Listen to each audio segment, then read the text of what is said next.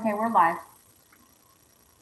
All right, I'd like to call this meeting to order, December 7th of the Livermore Amador Valley Transit Authority.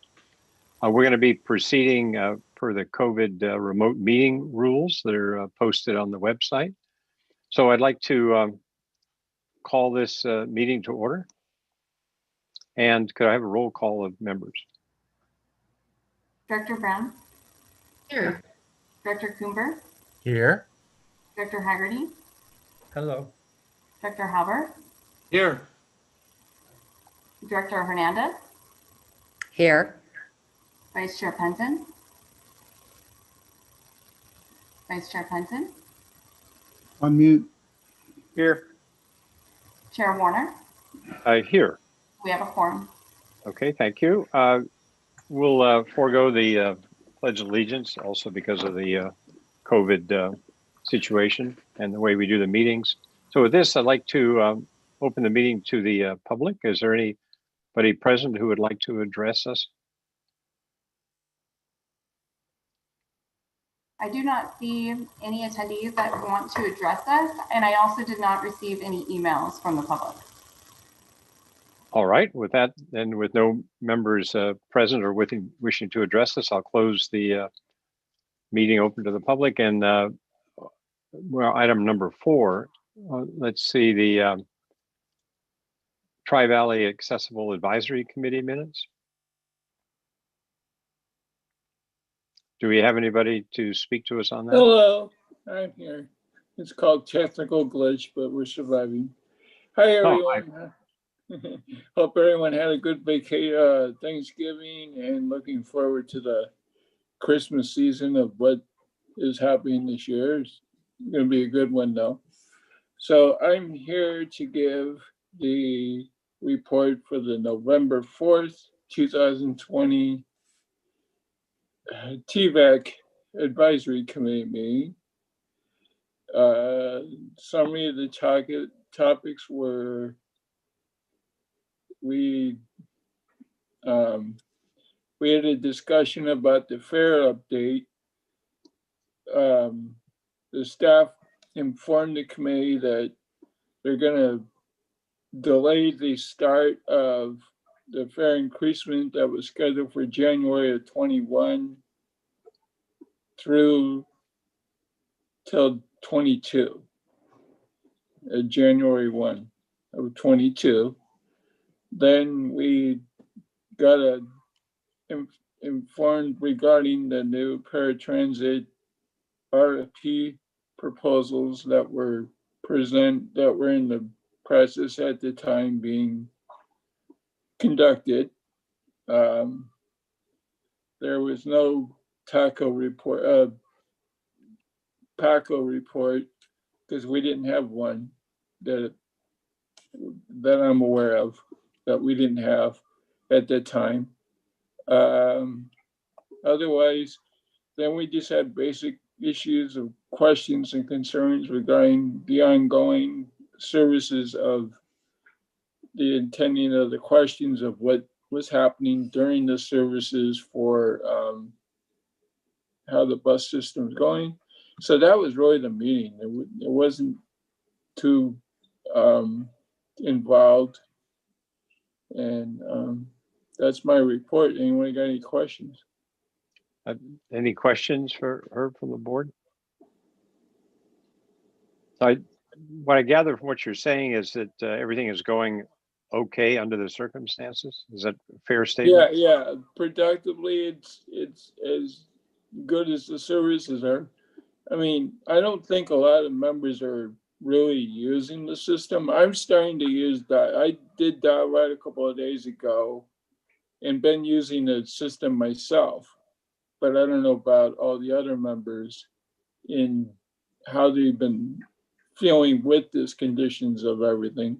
In the experience of what I've seen on the buses, they are managing and everything's being sanitized and cleaned according to what I say is appropriate. I don't see any issues or have not seen any concerns. Well, thank you. Anybody else have any questions? Okay, with that, we'll close the item and thanks for the update. Really appreciate it. So we Okay, go have on. have a good holiday, guys. You too. Okay, we have the consent agenda. Anyone like to make a motion or poll any item for discussion? Okay, Director Brown moves the consent agenda. Second. I had an item that I wanted to Oh, discuss before I okay. make a motion. And I was trying to pull it up, but there was the item that Projects and Services forwarded about sorry, I'm out of order here. One moment, I'm going back to my agenda. It was agenda item, a consent item 5, and it was item C, solicit public input on COVID-related reductions. And I thought we forwarded that to the board for discussion. So I'm surprised it's on consent. I wondered if staff could comment.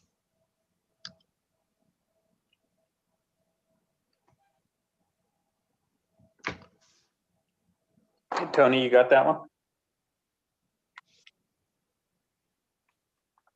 Tony, you're on.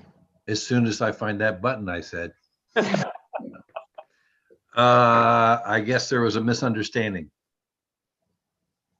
If you'd like to pull it and discuss it, that'd be fine. Or put it on a future meeting agenda, not necessarily at this particular one, if you don't mind. I don't think it's timely.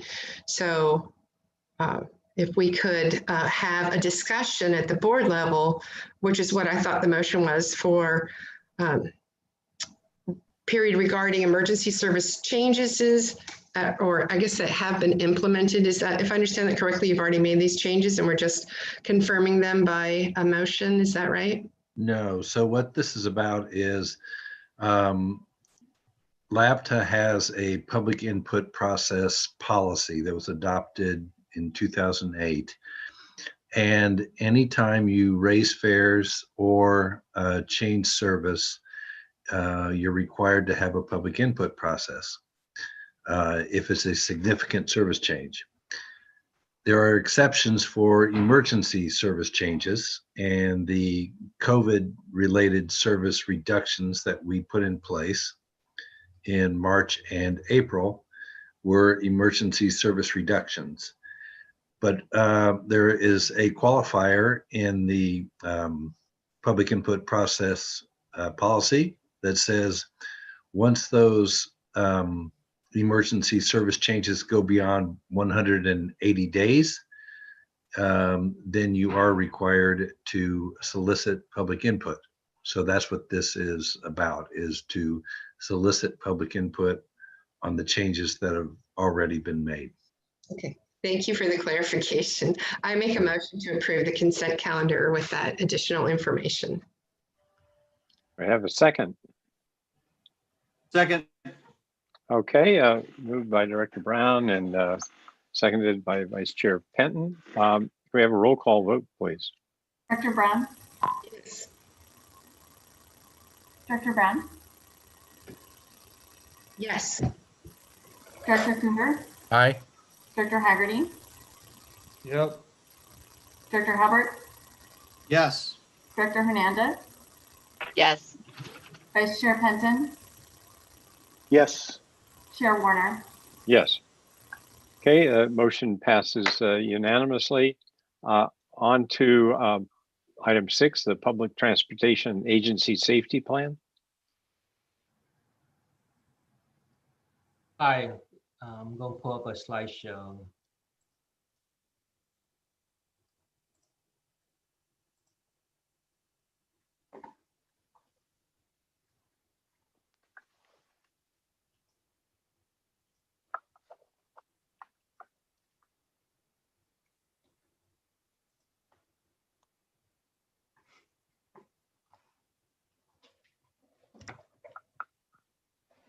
Can you guys see the presentation? Yes. Yes. So good afternoon. I'm here to talk about the long-awaited Public Transportation Agency Safety Plan. This plan been in the works since back in 2018 when the FTA published the final rule for the PTAS. the rule requires that all transit agency receiving federal funding to develop a safety plan that includes an SMS with processes and procedure. And the plan has to be certified by December 31st of this year.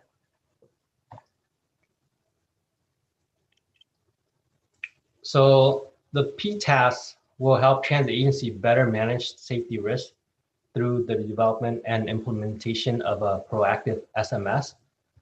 For our plan, the objectives are to implement an SMS in a manner that meets FTA safety performance targets and objective, to establish a meeting or committee structure necessary for LAFTA to ensure that safety information moves up, down, and across the agency, to meet or exceed federal and state requirement in all areas of safety, and finally to enforce procedures and requirements that integrate safety into decision-making and operation.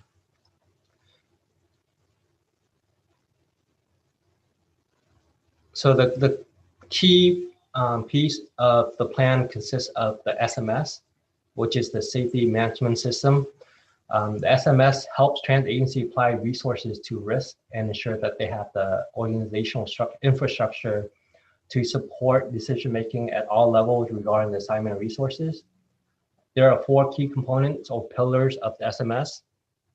They include safety management policy, risk management, safety assurance, and safety promotion.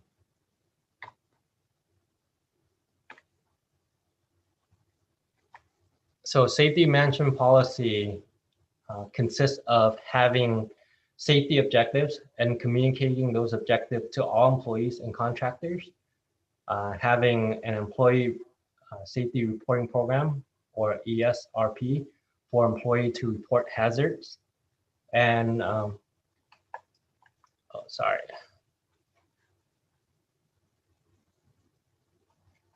and to define accountability and responsibility for key staff, which in this case including the designation of an accountable executive and a designation of a chief safety officer.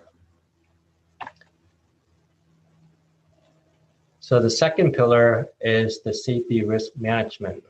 This process includes hazard identification, conducting a risk assessment, and development of mitigation plans. So through safety data collection, analysis, and coordination by the director of operation or the chief safety officer, and with support from operation maintenance, hazard will be identified on an ongoing basis. LAFTA will use the following risk assessment matrix to assess the severity and probability of the consequences of hazard, and then prioritize the hazard based on the safety risk. It's very self-explanatory, but for the definition of hazard severity is the measure of the consequence the hazard present. The greater the potential hazard consequence, the more severe the hazard is. Similarly, hazard probability or frequency is a subjective measure of likelihood that a specific hazard will occur. So for the system to work effectively, we will need participation from everyone. Directors, managers, supervisors are encouraged to conduct appropriate investigation to determine the potential risks as evaluated through examining factual data. So just to give you a visual process, this is the safety risk management flowchart. So once a hazard is identified, then it goes through the risk assessment to determine whether a risk is acceptable. If it is, then you proceed with the works and monitor controls.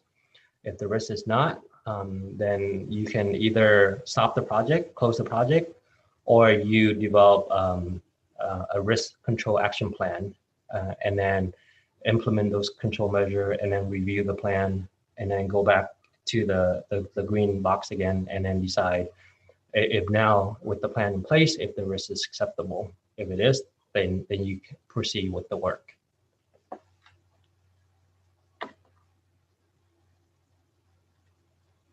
Okay, the third pillar is the safety assurance.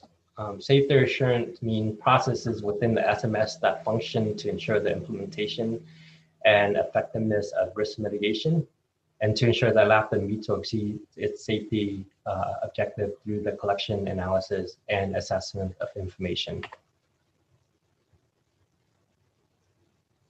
So Director Brown inquired about the performance target at the last PNS meeting.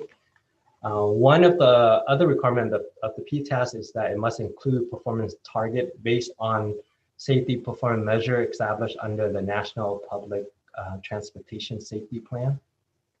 These targets include fatality, annual fatality per 100,000 vehicle revenue miles, injuries, annual injuries per 100,000 VRM, similarly with safety, and then lastly was annual average system vehicle reliability, which is the mile travel between a mechanical failure with our bus.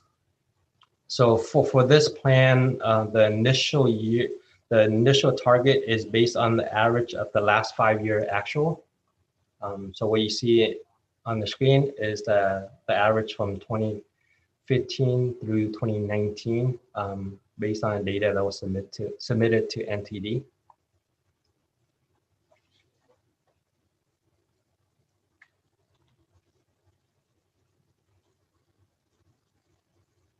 And the last pillar is safety promotion. And the goal for this pillar is to achieve a high level of staff competency while meeting all regulatory requirements. This pillar consists of 2 subcomponents. First one is training program, which includes training for new hires as well as refresher training.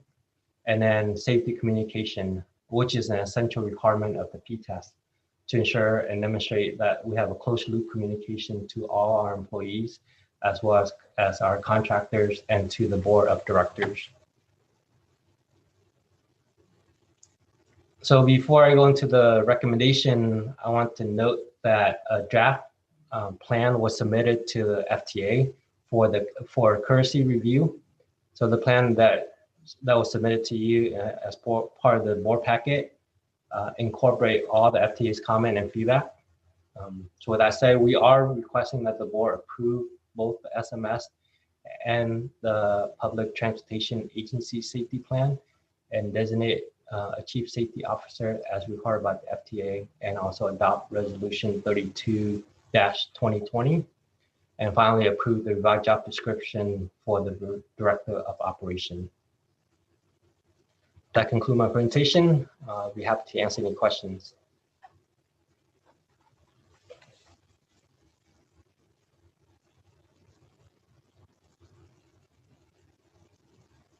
Sorry, I was muted. Does any member of the board have any questions? Carla, you usually have a question. I'm happy to ask a question. I was curious if Tone could highlight any of the comments that came back from review, and was there anything substantial that needed to be changed within lab to system for safety and handling safety issues? There were no specific comments. I think the theme of the comments that we received from FTA was the structure of the plan. Originally, we structured in a way that we would have one safety plan, one agency safety plan, one SMS for LAPTA staff, and also for the 2 contractors for fixed route and paratransit. But they suggested that we should, since each of the contractor has their own SMS, that we should retain that structure and just have an oversight piece added into the plan to ensure that they follow their own SMS. So does that mean they also have their own reporting system? Like you are the reporting system for LABTA. Do they have a point of contact for reporting as well, or are you that person? For MV and for MTM, they do have their own employee safety reporting system. Is there a guarantee there's a communication between you and their person? I don't want things to stop there and not come to you. This is my goal. So in the plan, one of the requirements is for us to establish a safety committee. So the safety committee meets bi-weekly to ensure that communication flow is happening and that all issues or concerns are being addressed.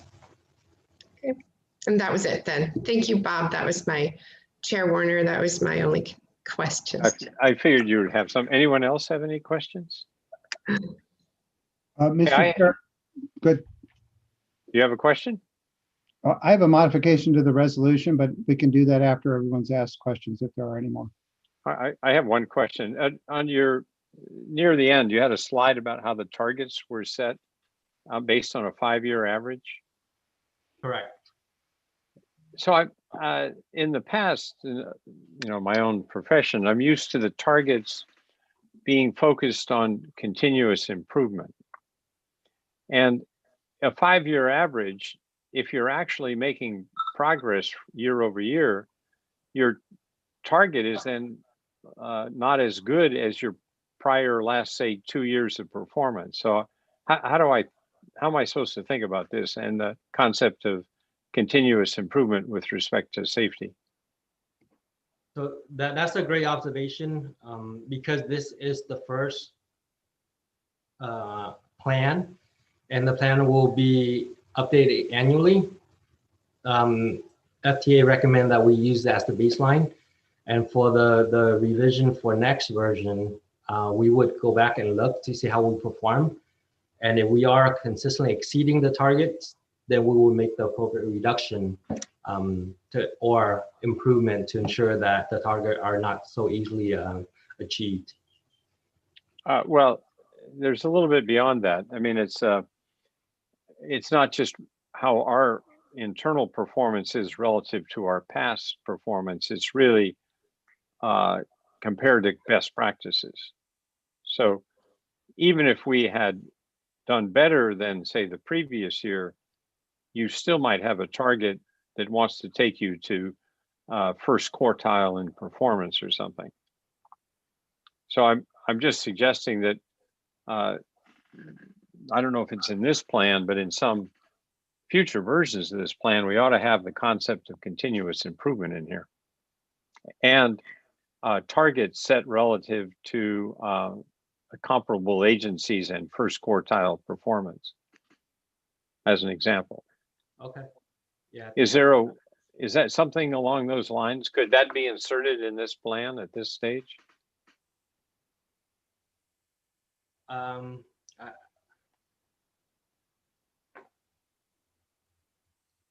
think it'd probably be something we should bring back. I only say that just because I've seen the instructions on this agency plan that the FTA has provided, and I would be hesitant to change language in it at this point, but it doesn't mean that we can't circle back with the FTA and talk to them about some enhanced language for us. But at this point, it probably would be important to approve the plan and then have a subsequent revision, have that in there. Okay, and does what I'm suggesting make sense to you? It does. I mean, in concept, I get it. I'd probably have to flesh out a little bit how it would work with the language in the plan, but no, I understand the concept. Okay, so I would be in favor of this plan with the proviso that we circle back on this target setting mechanism. So is there any further discussion on this? Anybody? Move wanna make a- recommendation. So, Great. Mr. Chair, we need one addition to the resolution. Although it's mentioned in the recitals, the resolve clause needs to add that the Board of Directors is approving the safety management system and the Public Transportation Agency Safety Plan is being adopted. That's exactly what I was moving. Oh, I'm sorry. I didn't know if you knew that. I didn't, Michael, but I do now. Michael, did you want me to put that on the screen so they can Sure. see it at least? Okay, bear with me.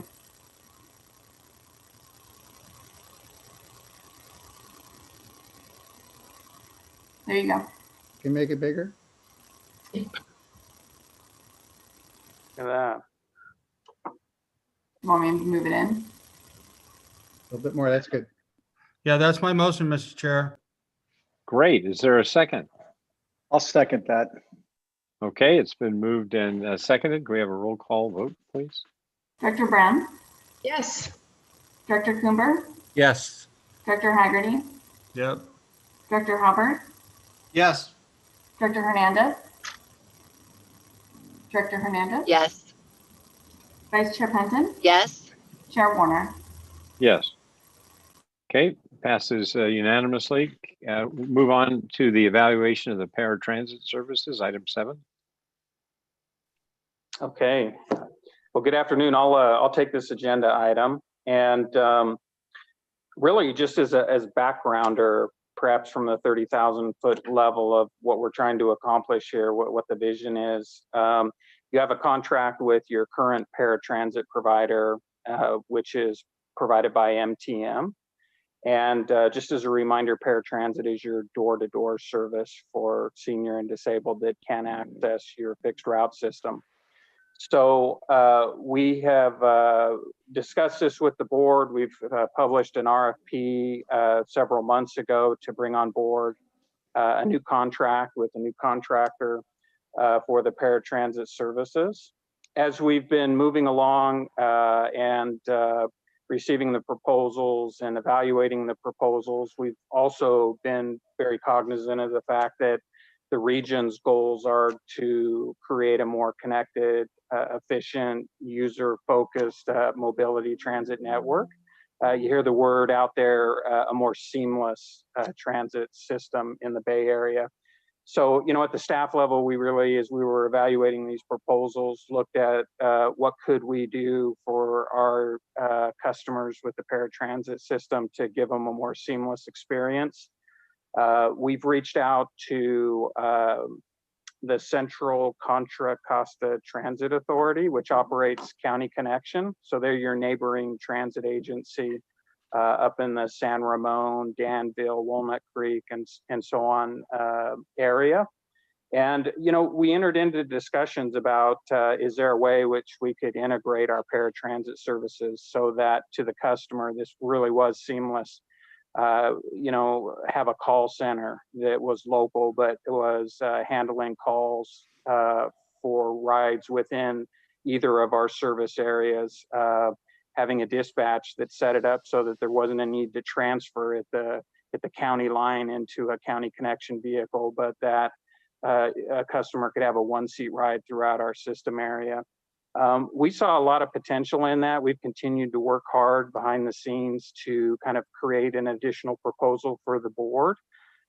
We think we're getting close, and I've identified in the staff report reasons why this partnership with County Connection holds a lot of benefits. The better customer service experience that I mentioned, also the improved oversight of the paratransit program. If I had to say there was a weakness in our paratransit program, it would be that we don't have oversight on the roadway very often. And so this would improve that. An improved capacity to provide services for member agencies during emergencies such as the COVID-19 pandemic.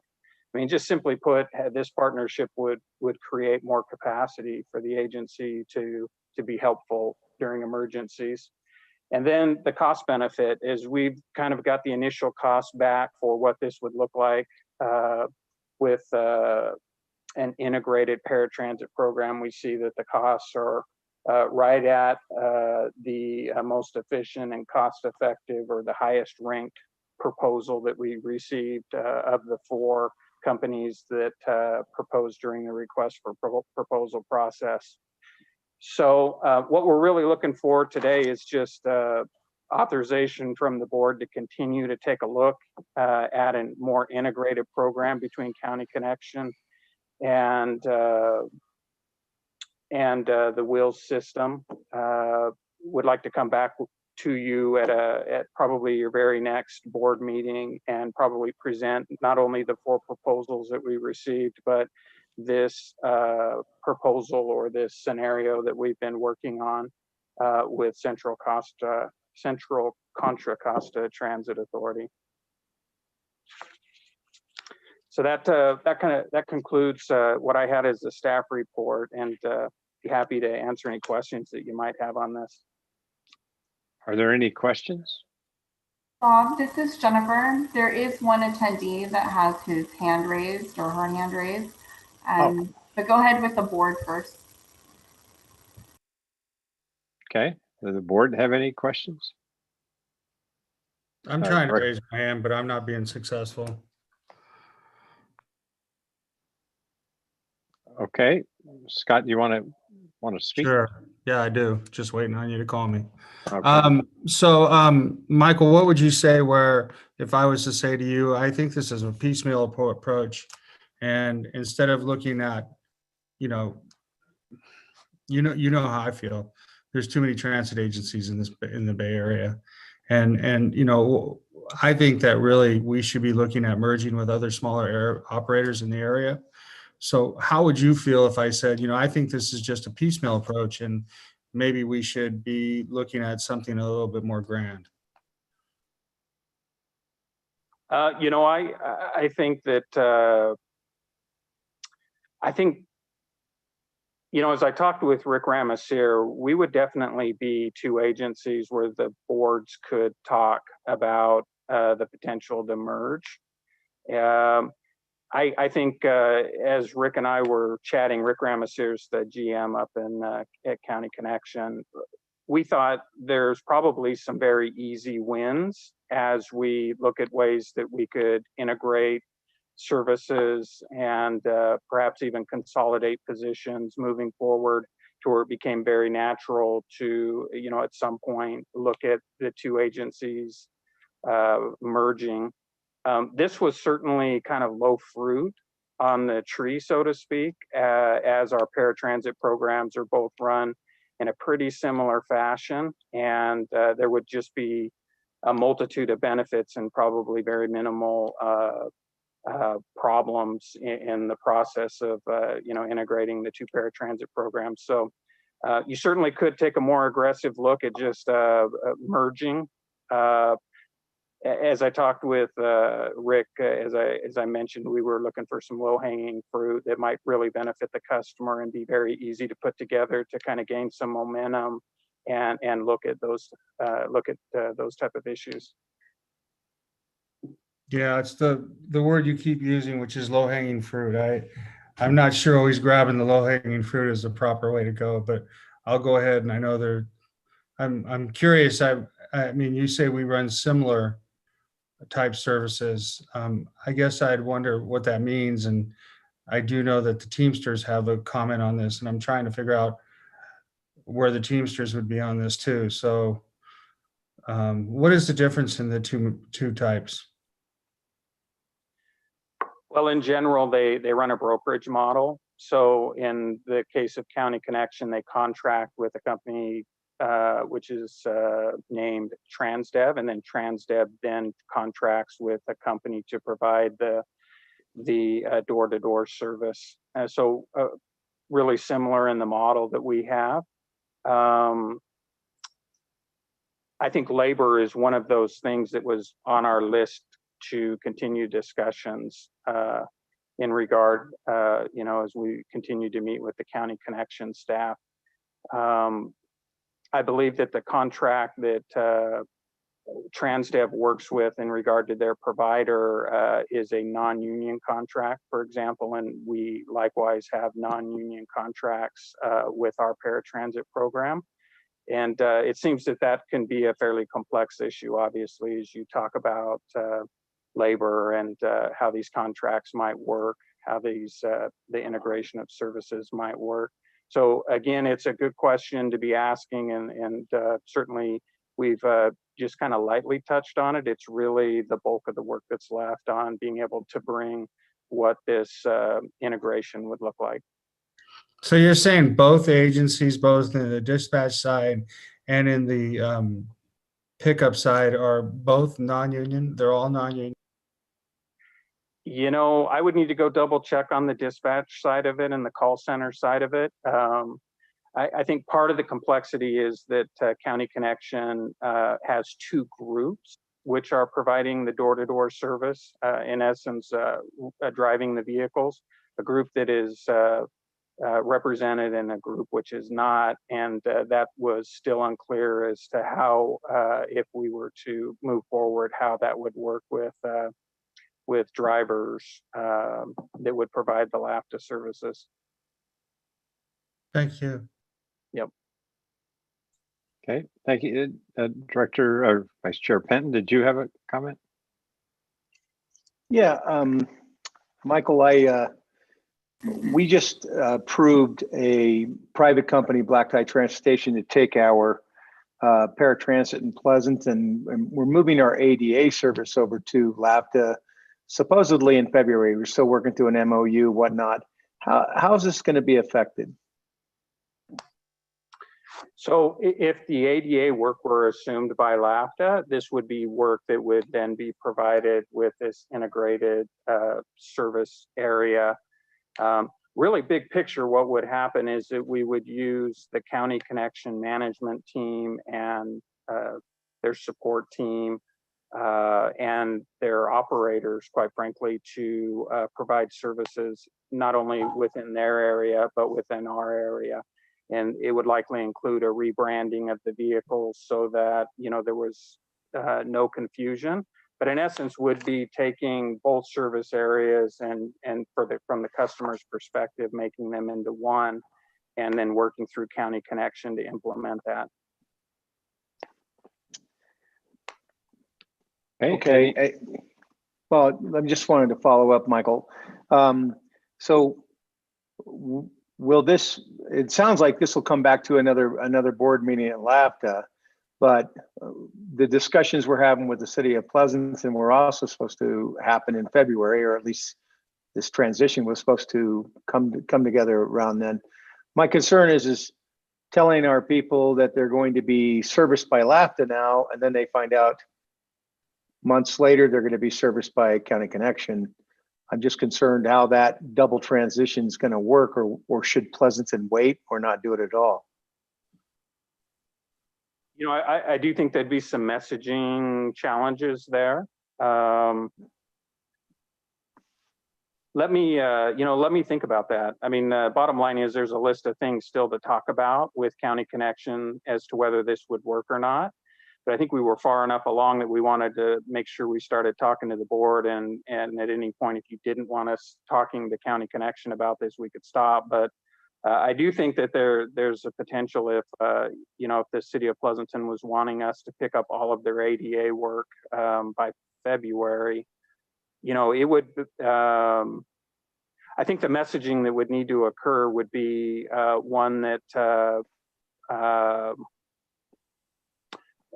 the way city staff marketed that transition would need to include basically the new arrangement with County Connection would probably, my estimate is would come back in January and let you know how this adds up and whether it's a viable consideration for you to have on the table. And then that would probably give us a month to work with your staff and just the messaging of how they would communicate with the residents. Yeah, it's just, we've had these discussions in the past about the drivers and the interfacing with customers and tie downs for wheelchairs, so on and so forth. And it just, a double transition just wouldn't seem to work for me. But I'd also be concerned is when with Supervisor Haggerty's comment about labor is knowing how that process is going to work and who's going to ultimately be responsible. Yeah, I'll work with Nelson on that. We had not heard that you wanted to transition in February, so I don't think it would be something we couldn't overcome, whether it's he delaying slightly the messaging to the residents or otherwise. Okay, thanks. Okay, do we have a member of the public who wants to comment? Is that right? Before we do that, Melissa had her hand raised, but I don't really know if she still wanted to speak. I asked her to unmute. No, well, Michael Tree kind of answered the question. My question was, or my comment would be, that is, if we integrated with Country Connection, and then as we ended up getting, I'm assuming, we would grow, that we just make sure that we had the Teamsters at the table to talk about some negotiations in the future.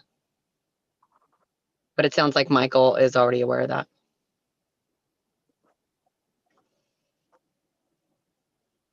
Okay, So I'll That's go right. ahead and allow the Teamsters to speak. A moment.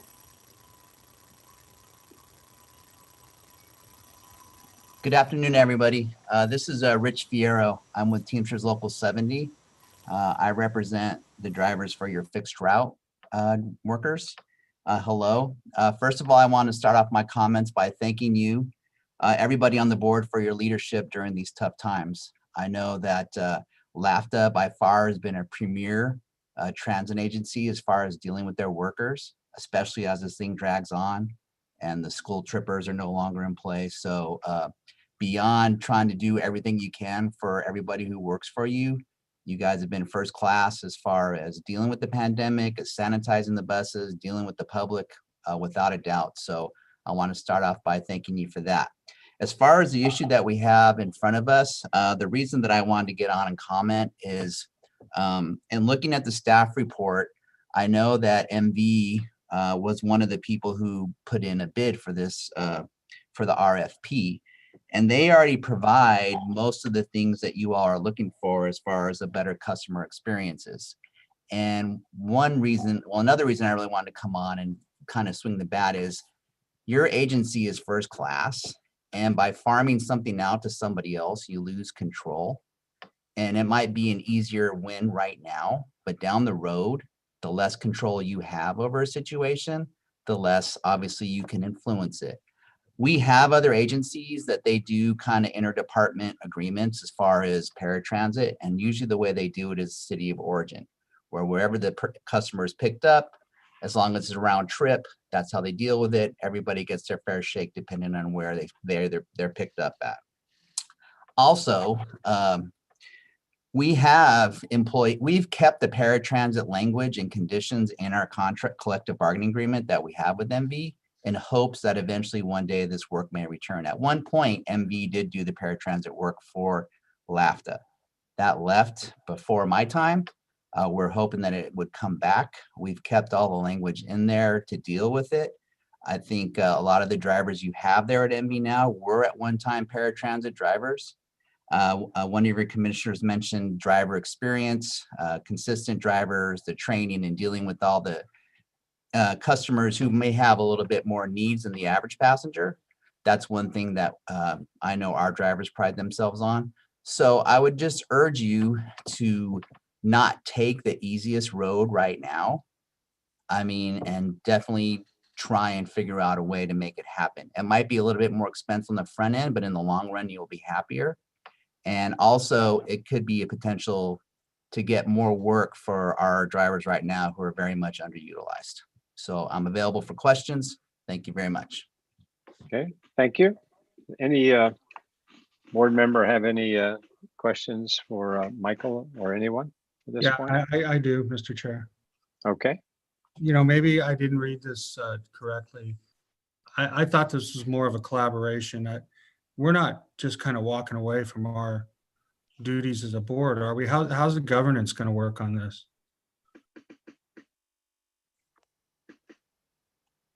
So I think there's some things certainly to work out, but we didn't anticipate walking away from it, that's for sure. But we did plan on utilizing their certain parts of their management team to basically help with the management of the integrated services. So, I think that was yet to be worked out, was exactly how the governance issue would work. I think we're pretty much just almost in initial discussions, but from the discussions that we did have, it looked promising price-wise, efficiency-wise, and so, that's really what the agenda item is about. Is would you like us to keep talking with Central Contra Costa Transit Authority, and certainly governance issues, sharing of management, and labor would be, your big items moving forward to talk about. You know, Okay. Michael, I would just like to say that, you know, usually I trust your judgment on all this stuff and try to support you in every way because you are the general manager of the year of the world and everything. So, you know, I try to listen to you, but I've never been a fan of when I have to look. We went through this with our 911 system, and they wanted to look at maybe farming out the 911 system, which maybe would have put it out in Arizona somewhere.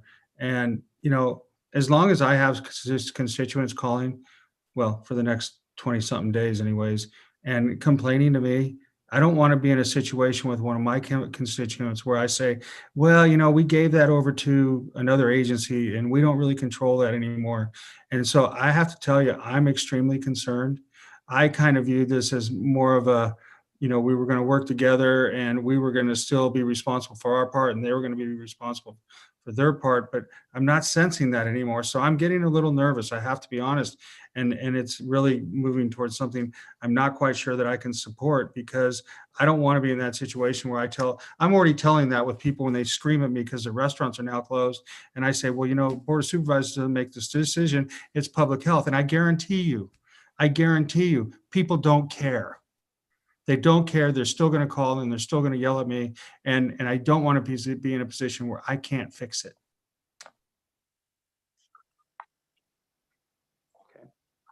Okay, any other comments, questions? Just, if I could, I think Supervisor Haggerty raises a great point. When there's been issues with our drivers or with our call center, the buck stops here, and it's been very easy for Michael to watch the video and then talk to people in-house. So I think he raises a great point.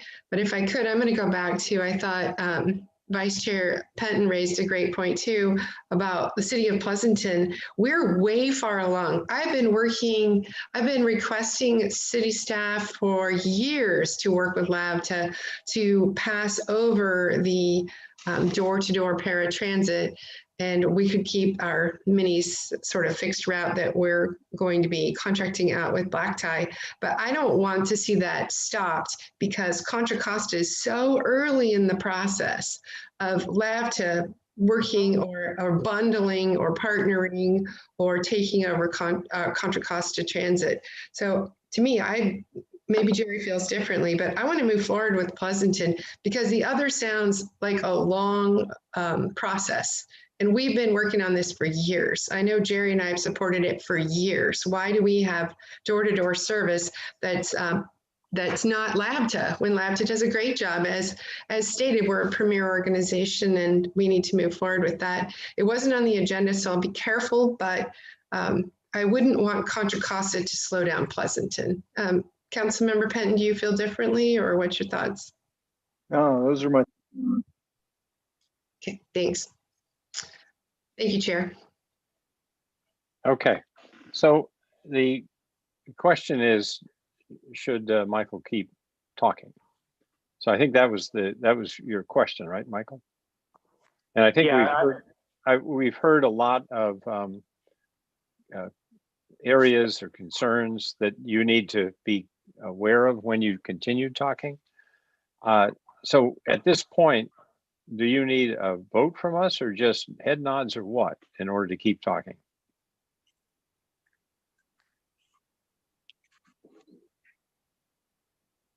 You know, either way is fine. I mean, I totally agree. This is early in the process. There's a ways to go, and I've certainly heard what the board has said.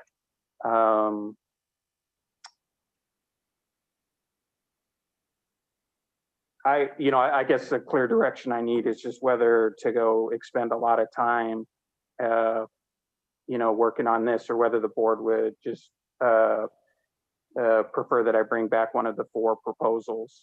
At the end of the day, that's kind of where it stacks up. We do have 4 proposals that are being evaluated, and so we'll be extending contracts to continue to evaluate them, extending the current contract with MTM to accomplish that. So can you do it in parallel? Yeah, I'm just trying to think that there's a little bit of added expense to the agency as we do them in parallel. Obviously, the contract extension with MTM will likely be per the proposed per pricing rather than the pricing that we've had in the previous contract. So with respect to this item, and the only reason I'm trying to get to the done is that Bob Coomer and I have got another meeting at 5, and we have to get moving here. So I'm just trying to get to conclusion. So my recommendation is you keep exploring this. And I don't know if we get head nods while you move the other things, along. And so much for low hanging fruit. Yes, although I'm very interested. I mean, okay, but I really want to. I want to get this. We've got a few more items of business. We got to be done in 5 minutes. So, yeah. So are we good? I would call it cautiously optimistic, Bob, based on the comments I've heard, and I'll echo them from our supervisor. Cautiously optimistic, Michael, would be my comments. Proceed, but beware. I certainly would bring this back before us for a deeper discussion as you learn more, and certainly sensitive to governance, and recognizing the comments from our public speaker that we are the public agency of the year and a premier organization, and so that it would be steered more towards our liking, or just stay with us. Okay, can I get nodding heads or something? Or is he good to continue talking? Okay, all right. So now we're on to the executive director's report. Right. Bob, Yep. were we going to have a motion and a second on that? No, we said we didn't need it. Okay. So I have the executive director's report. At the P&S committee, we talked about the contents of the report, in particular the projects that are moving forward. And so just given the constraints on time, I'd be happy to answer any questions that you might have in regard to that report. Any questions? Nope. Okay, good. So then any matters initiated by board of directors? Okay, seeing none, we're on to number 10, recognition. Chair Warner, how would you like to handle this? I mean, we could certainly do this at the next meeting as well. Literally, you got 5 minutes before you're supposed to be in a city council meeting, so we can move this and bring it back at the next meeting. Or is everyone who's going to be recognized going to be at the next meeting? I won't be at the next meeting, Right. but I'm fine. Well, let's take a couple of minutes and let's recognize Jerry. You don't have to do that.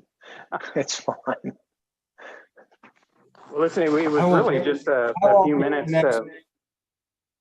I won't be at the next meeting either, but I'm perfectly happy, like Jerry, to pass on this. Okay. I'm Well, going fishing. Pardon? We often. I'm going fishing here, Bob, so no worries. We generally adopt a resolution at the next meeting recognizing the members that have left. So we could certainly do that. I'd like to make a motion. We adopt a resolution for the January. members. May I do that, Michael? Yes, absolutely. I mean, I think our intention today was just to spend a few minutes reminiscing perhaps about all of the accomplishments that have really been had during Scott's career and during Jerry's career and Bob's on the board. And we can certainly reflect that in a resolution. But I would want to say, though, before you move on with the resolution and close out the meeting, that it has, since it's your last meeting, Scott and Jerry and Bob, it just has been an amazing ride on the board, having you on the board.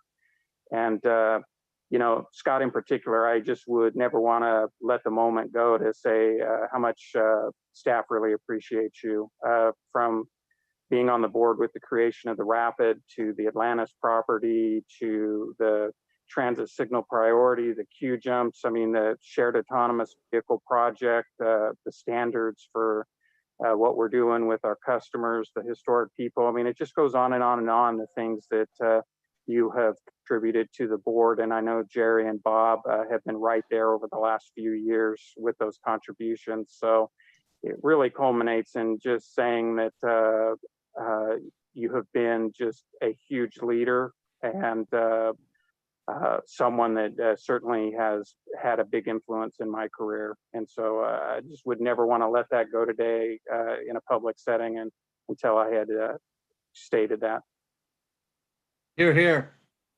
Echo. Yeah, it's been a long. Michael, I just. Michael, I just wanted to tell you that, you know, I appreciate you. Everything that you have done. I even enjoy being your neighbor. So that was kind of fun. But you're really doing a great job steering this agency in the right direction. And you know, of all the agencies I leave, I know this one is going to do great things going forward with a great board. And I want to let you all know that it's been fun working with you. And I'll just ditto Scott's remarks. Michael, it's been great working with you, and I do appreciate all the hard work of this board and the staff at LAFTA. Thank you, everybody. Double ditto.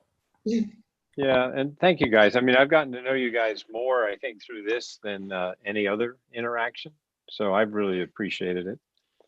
And it's been a lot of years. And Scott, I imagine you'll still have people calling you in Tennessee.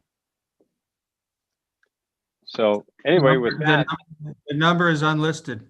Oh, okay, they'll figure it out. So with that, we'll do more of the recognition on the next one. The next meeting is scheduled for January 4th, and I would ask you guys that are departing to dial into that because we would like to recognize you then as well. So if you could do that, that'd be great. So otherwise, we're adjourned until January 4th. So thank you. Bye.